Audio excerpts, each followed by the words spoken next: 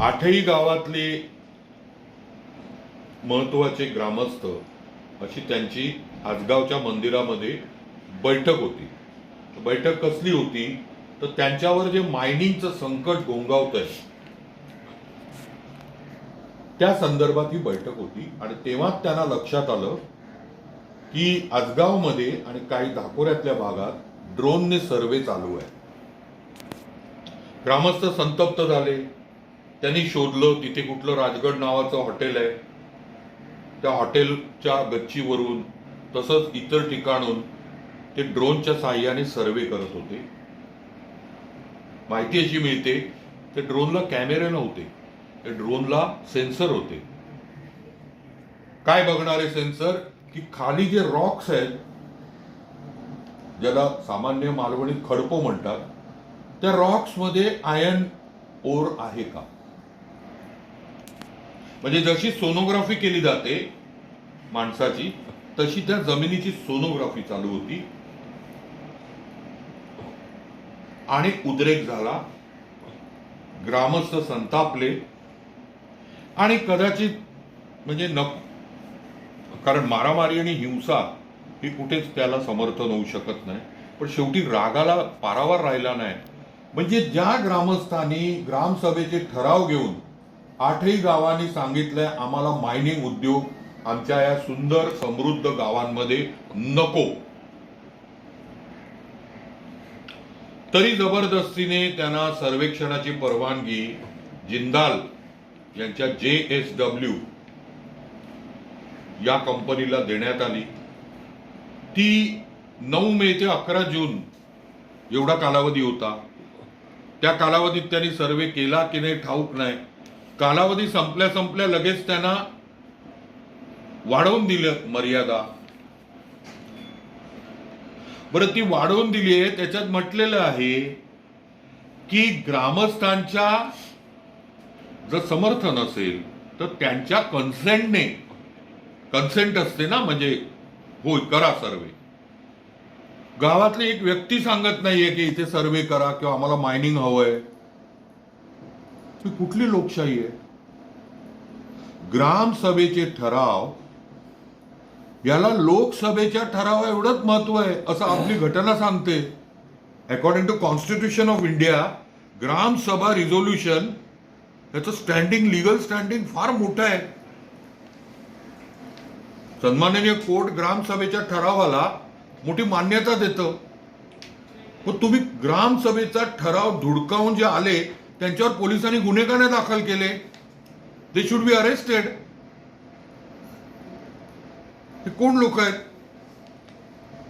आणि परवानग्या देणारे वर बसलेले ओरसमधले हे कोण? म्हणजे तुम्ही JSW साठी काम करताय का त्या 8 गावातल्या ग्रामस्थांसाठी आणि त्यांच्या भल्यासाठी कार्य केलं जात आहे?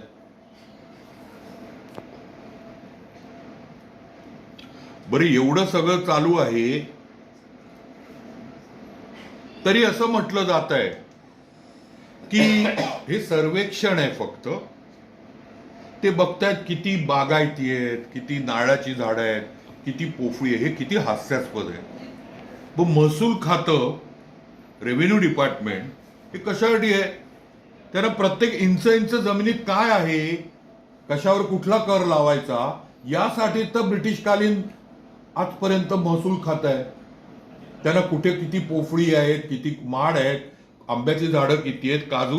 आत्ताच काजू आणि आंबा बागायतदारांचं जे आंदोलन झालं, तुम्ही सर्वे केलेत ना? किती नुकसान झालंय, काय झालंय, किती भरपाई, हे पाठवलं ना? मग ही फसवणूक आहे सामान्य ग्रामस्थांची की सर्वे कशासाठी आहे तर तिथल्या बागायती किती आहेत, कुठली वृक्ष आहेत वगैरे. हे कशाला करताय? म्हणजे अंधारात चोरी केल्यासारखी आहे. मग कृपा करून राज्यकर्त्यांनी आणि प्रशासनाने त्या कंपनीसाठी काम करू नये. ती धनदांडगी कंपनी आहे. या जिल्ह्यातल्या या 8 गावातल्या ग्रामस्थांच्या भल्यासाठी करावं. आणि त्यांना विचारा तरी तुम्हाला हवं का मायनिंग का नको आहे. आणि नको असेल तर हा उद्योग, एकतर हा उद्योगाला आमचा विरोध आहे, ह्याचं दुसरं कारण म्हणजे पर्यावरण आहे. आधीच गवेरेडे हे आम्ही खरंच काळी मांजर आहोत. आम्ही विकासाला आडवी नाही जात आहे, आम्ही पर्यावरणासाठी लढतोय आणि आम्हाला विकास हवा आहे.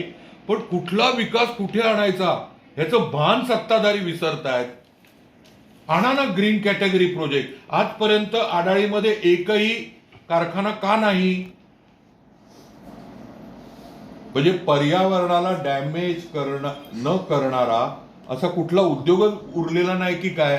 कधी तुम्ही पेट्रोकेमिकल आणणार, कधी मायनिंग मोठ्या प्रमाणावर आणणार, मायनिंग नसताना अवैध मायनिंग मोठ्या प्रमाणावर. आम्ही त्या दिवशी कलेक्टर मॅडमना दाखवलं की आडाळी आहे पण तळवण्याचं जे मायनिंग दाखवतायत की जे वैध आहे, तर मग तळवण्यामध्ये मायनिंग कधी सुरू झालं?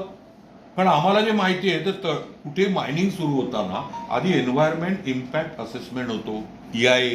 त्या EIA रिपोर्टच्या आधारे जनसुनावणी घेतली जाते. कधी झाली प्रक्रिया ही? त्यांनी पेपर दाखवला, तिथे जिल्हा खनिकर्म अधिकारी सर त्यांच्याकडे आहे. म्हटलं काय? तर तळवणे. म्हटलं माझ्याकडे पण आहे तो पेपर. पण मायनिंग चालू कधी झालं? हे सगळं अवैध आहे. आणि 10-12 ट्रेन भरून, म्हणजे हा काय आता प्रकार? पूर्वी डंपर, दिवसाला 600 डंपर येऊन झाराप रेल्वे स्टेशनवर पडतायत. पहिलं लक्ष आहे की नाही की हात मिळवणी आहे? लक्ष आहे की हात मिळवणी आहे? हा प्रश्न आहे. आणि आता हे महाकाय, म्हणजे माझ्या मते 8 गाव, त्यांचं काय 3,500-4 हजार हेक्टर क्षेत्र, आणि त्या क्षेत्रात हे आरंभलेला जो मायनिंग उद्योग हा कदाचित भारतातला सगळ्यात मोठा मायनिंग क्षेत्र असेल. मोठं असेल सगळ्यात. म्हणजे जगातला सगळ्यात मोठा अणुऊर्जा प्रकल्प जैतापूर जगातला, आणि भारतातला सगळ्यात मोठं मायनिंग क्षेत्र हे जिंदालचं असेल. हे सगळ्याला तुम्हाला सिंधुदुर्ग रत्नागिरीत मिळतो. एखादा प्रकल्प नागपूरला लावा, अणुऊर्जा प्रकल्प, आणि रेशीम बागेच्या बाजूलाच लावा. कारण देशाच्या प्रगतीसाठी ते गरजेचं आहे. लावा ना एखादा पेट्रोकेमिकल तिथे लावा नागपूरच्या बाजूला. सगळं मिळून या कोकणाच्या चिंचोळी पट्टीत का? मग इथे पर्यटन मोठ्या प्रमाणावर हवंय आम्हाला. फळप्रक्रिया उद्योग हे आम्ही 16 वर्ष बोलतोय हवंय. झालंच तर जसे काही त्या गोव्यातल्या MIDC मध्ये प्रोजेक्ट्स आहेत, फार्मा कंपनीचे काही प्रोजेक्ट्स आहेत, काही जिथे नोकऱ्या भरभरून मिळतील आणि प्रदूषण अत्यल्प असेल, ते प्रोजेक्ट आणायला हे जे सत्ताधारी आहेत ते कमी पडतायत का? हा खरा प्रश्न आहे. ते आणा ना, आम्ही स्वागताला हजर राहू. आम्हाला निमंत्रण देऊ नका तरी आम्ही तिथे पोहोचू की स्वागत आहे तुमचं, की 5,000, 10,000, 500 नोकऱ्या देणाऱ्या प्रकल्पांना तुम्ही इथे आणलं आणि त्याचं कुठलंही प्रदूषण नाही. ते होत नाहीये. साधं एक उदाहरण, काजू असतं ना, काजूचं टर्फल आहे, ते पेंट कंपनीला जातं माहिती. काजूवरचं जे, ज्याला आपण असोले काजू म्हणतो, असोले, त्याचं जे कव्हर आहे ते आपण टाकून देतो, वेस्ट मटेरियल आहे, त्याला म्हणतात हस्क. आणि त्या हस्कच्या आधारे पेंटिंग, पान मसाला, असे कित्येक उद्योग आहेत. म्हणजे कोट्यावधीचा हा तयार होईल उद्योग. कारण तो वेस्ट आहे, कचऱ्यातून मोठ्या प्रमाणात रोजगार, आर्थिक उन्नती, पैसा खेळेल. हे आपल्या जिल्ह्यातले काही लोकांनी शोधून काढून सुरू केलेलं आहे. छोट्या प्रमाणावर आहे, तो मोठा करा उद्योग. असं शोधायला लागलं. ते सुरंगी आहे. आसोली हे सुरंगीचं गाव आहे, बरोबर आहे. त्या सुरंगीपासून सेंट बनवण्याच्या फॅक्टरीज, परफ्यूम मोठ्या प्रमाणावर होऊ शकतं. त्या बायका इथे कोलगावला अशा सुरंगी घेऊन उभ्या आहेत. हा झाला प्रिमिटिव्ह प्रकार. त्याला उद्योग करायचा असेल, कित्येक मुलांना, एस्पेशली युवतींना रोजगार मिळेल. असं किती आहे. जांभळापासून काय होईल, करवंद्यापासून काय होईल. आज बेरीज म्हणतात यांना, जांभूळ करवंदांना बेरीज. जसं स्ट्रॉबेरी, रास्बेरी हे बनतो तसं बेरी.